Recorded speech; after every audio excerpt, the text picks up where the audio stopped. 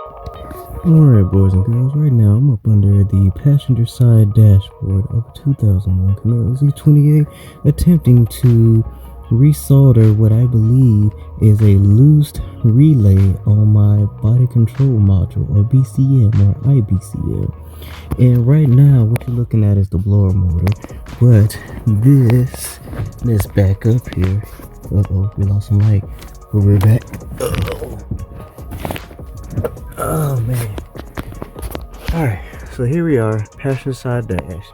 Come up under, there is the glove compartment, and of course up under here is the components. Now I have a plastic piece that I've already taken out. It's the dash cover, and it looks something like this, which is pretty nasty and dusty in there, so I'm going to wipe that out before putting this back in here to make it nice and clean.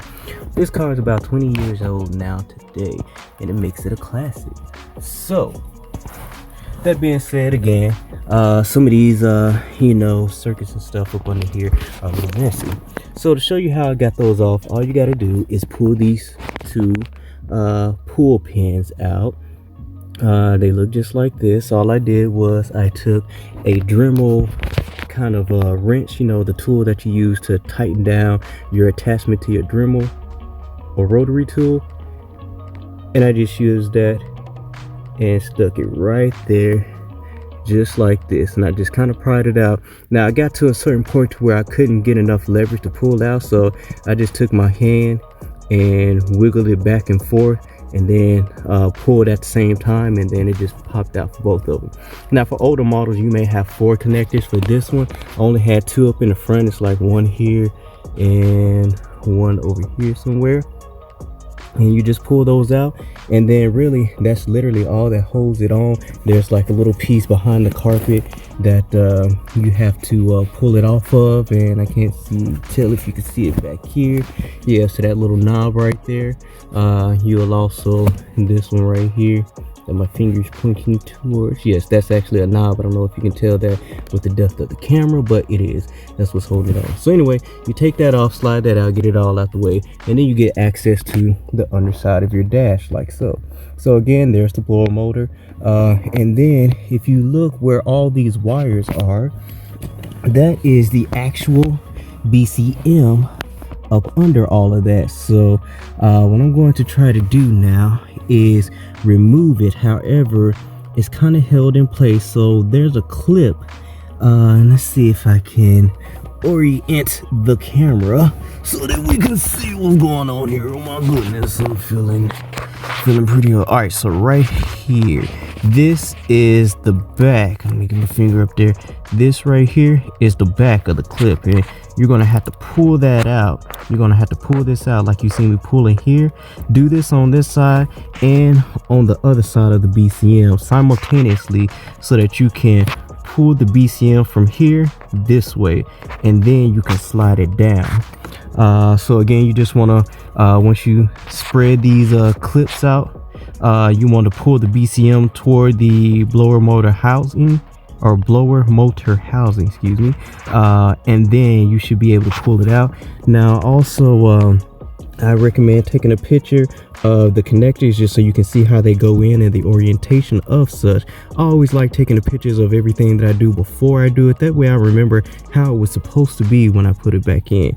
So I'm going to go ahead and try to remove that now. This is going to take a little bit of time because again, that's in there pretty good, held pretty solid and in a tight place. So you're going to have to manhandle those clips on both sides simultaneously to get this BCM out.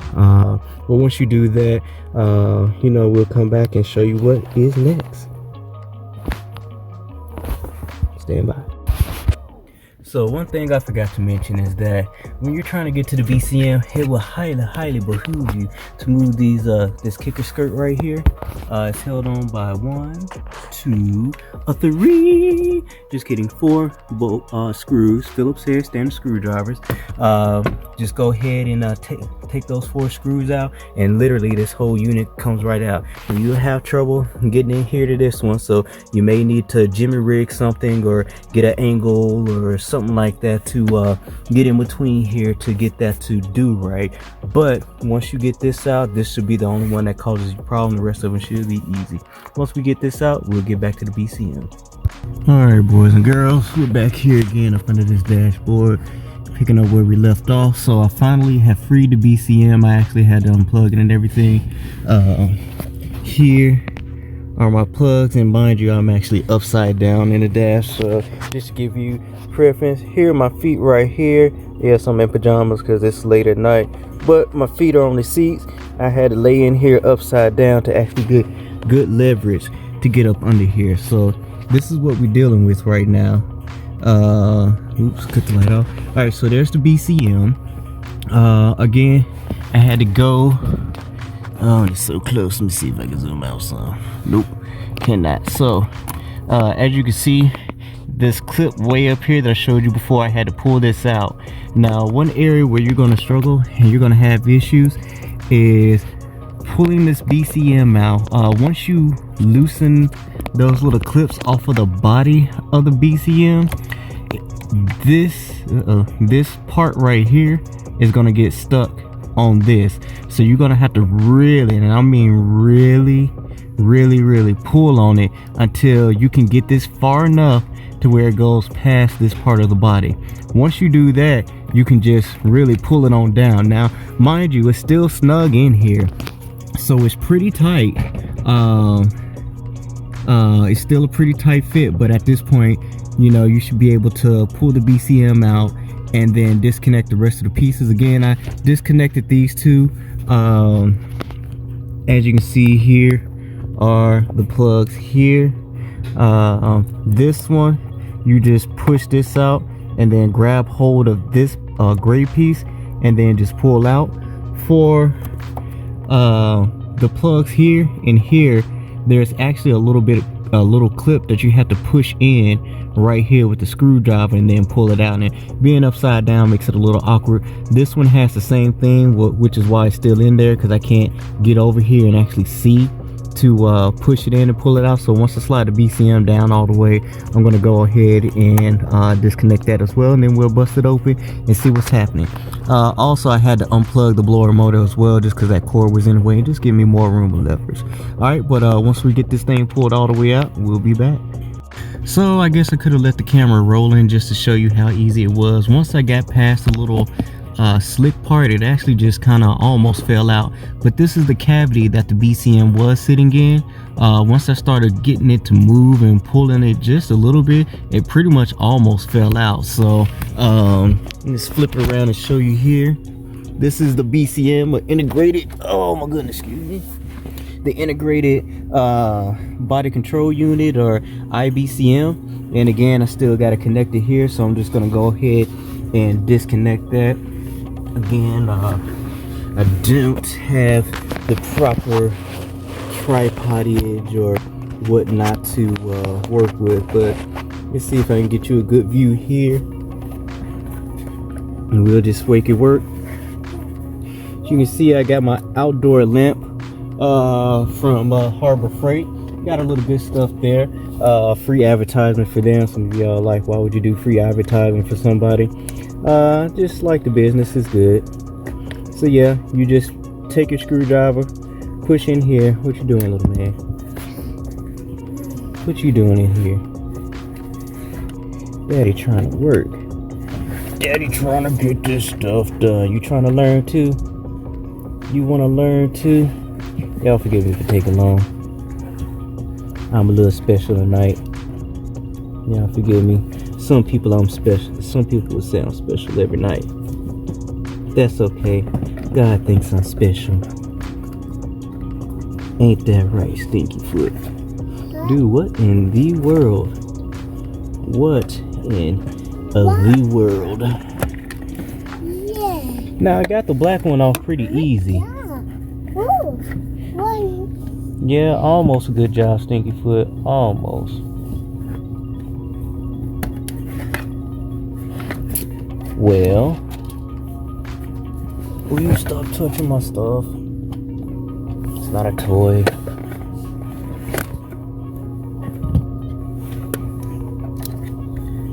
You got your Lego blocks. And there goes Camaro.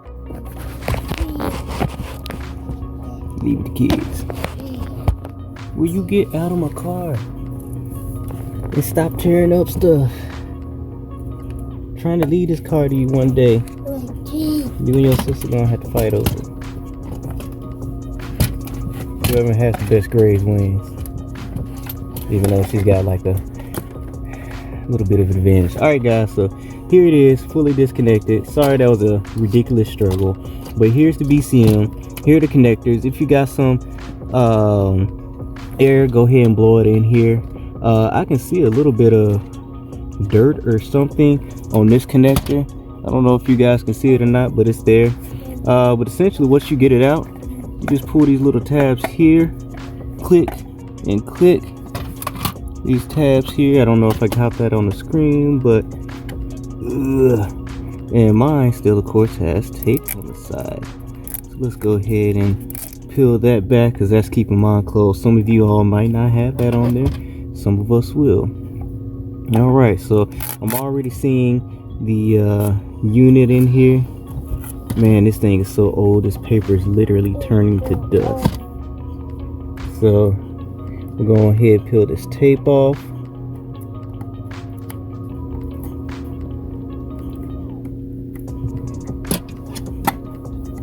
I have no nails, so it makes it a little bit difficult. That's why I always encourage people to have some type of nail when they're working on cars. Alright, so here we go. This is my BCM unit.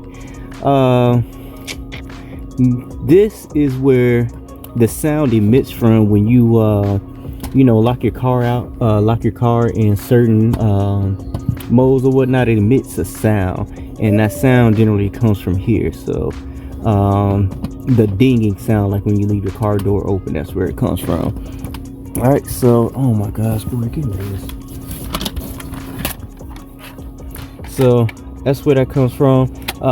Once you get your BCM, you can actually take this little handle, kind of lift it up, and then you will slide it out, connectors and all.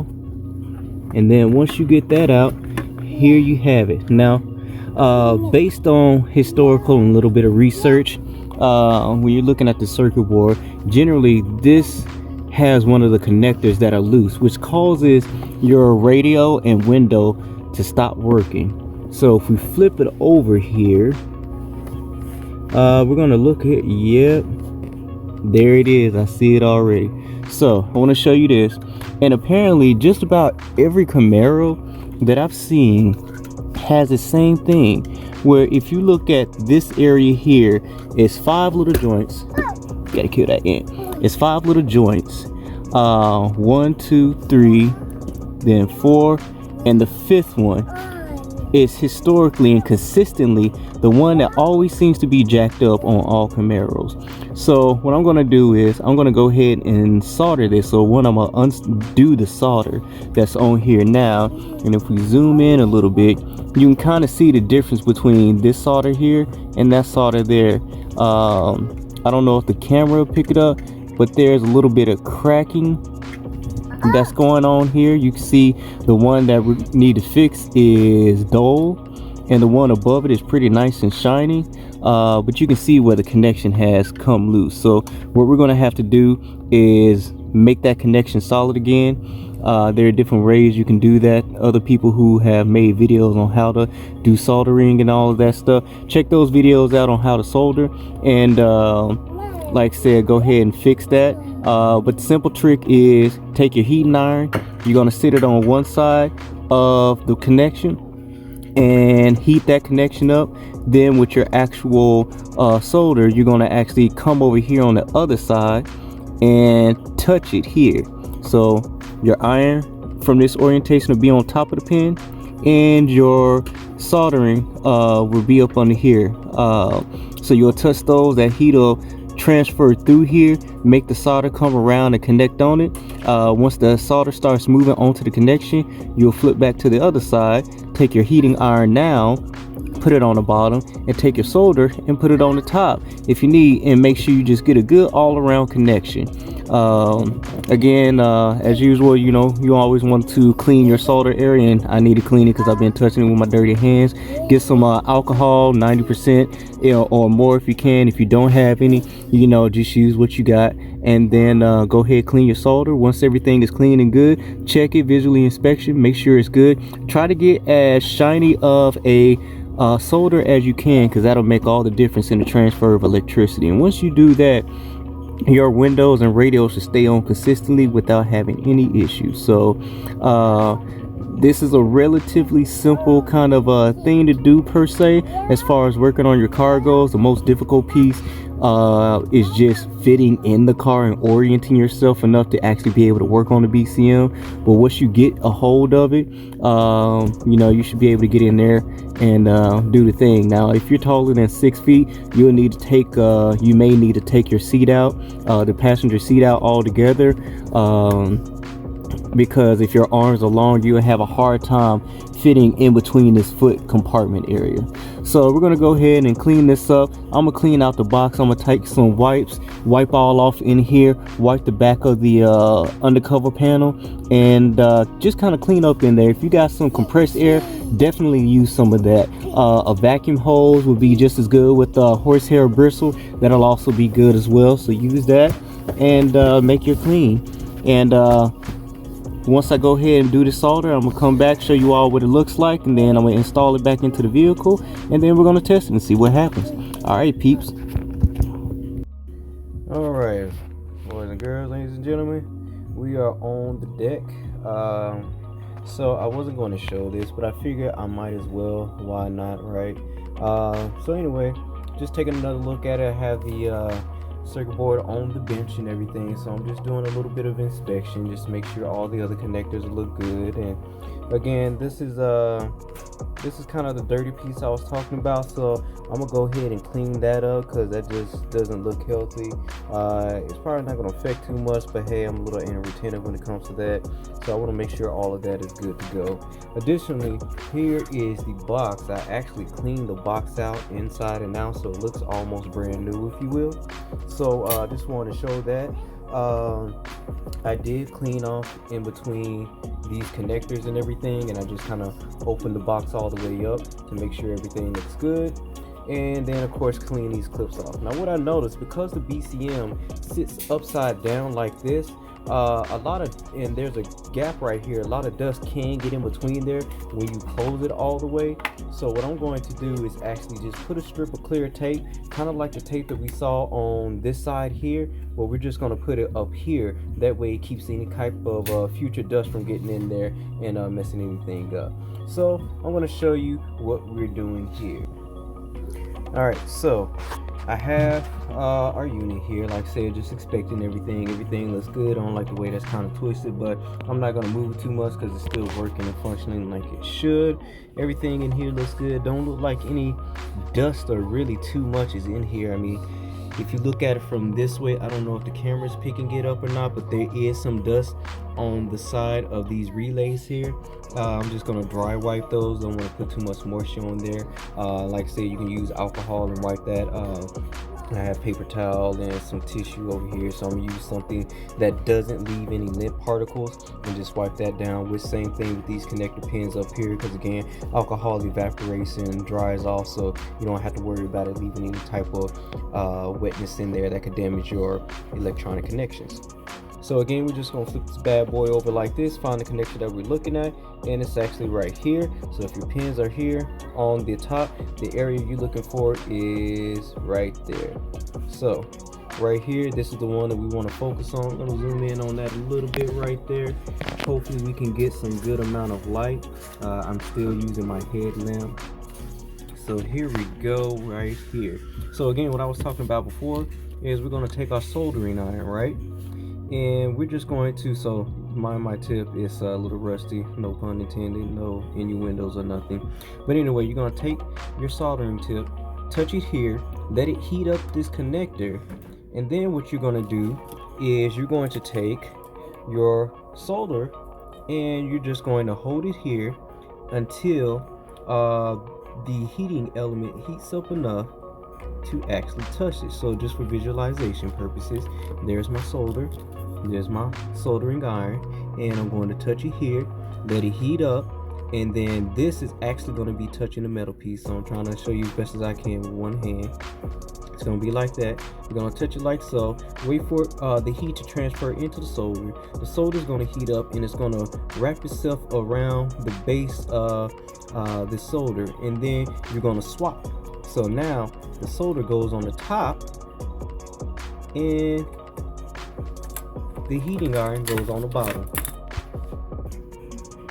Alright, so I had to reset the solder just to show you what I'm talking about. But anyway, now we switch sides. Now the solder is on the top and your heating iron is going to be on the bottom, and you're just going to touch it here and repeat the process. Once that's good, you want to check it. Once your solder's actually gone through, you want to disconnect. You want to just pull away your solder and your heating iron. So pull away your solder first so that it doesn't get stuck to your connection, then pull away your heating gun or your soldering iron or your pin, whatever you're using, and then you just want to inspect and make sure that this area here is nice shiny, that there are no cracks or anything like that, and that all looks well.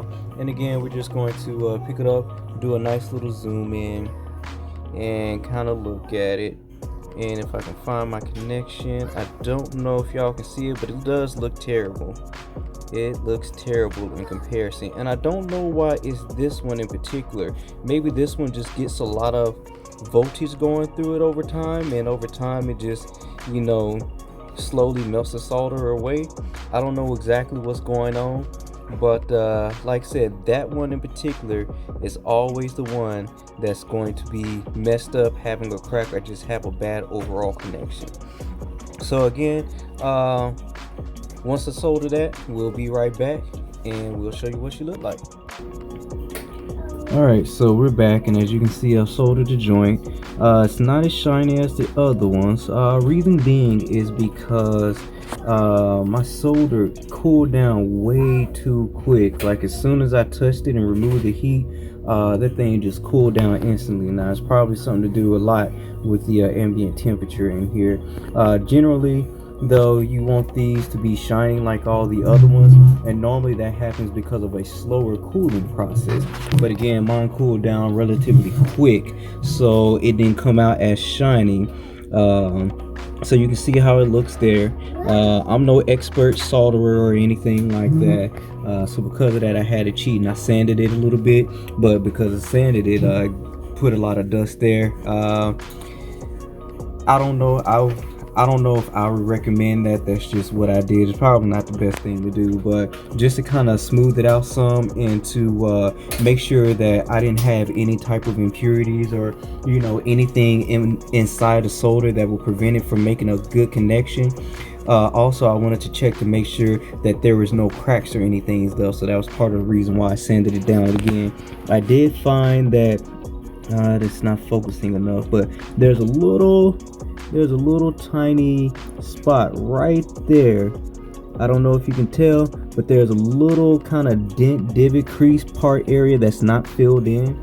I'm gonna fill that in. I'm gonna reheat up the joint again and you know, add a little more solder to it, and then we're just gonna reinsert it back into the BCM box and reinstall it into the car, and we'll see what happens. The installation process is exactly the same as the removal process. You just do it in reverse. So once I test this joint up a little bit, we'll put it back in the box, and then I'm gonna clean out the area too, by the way, just because it's dirty to me. Yeah, I know I'm a little anal retentive, but hey, my mother said the same thing about me, but I get it from her, so hey, what can I say?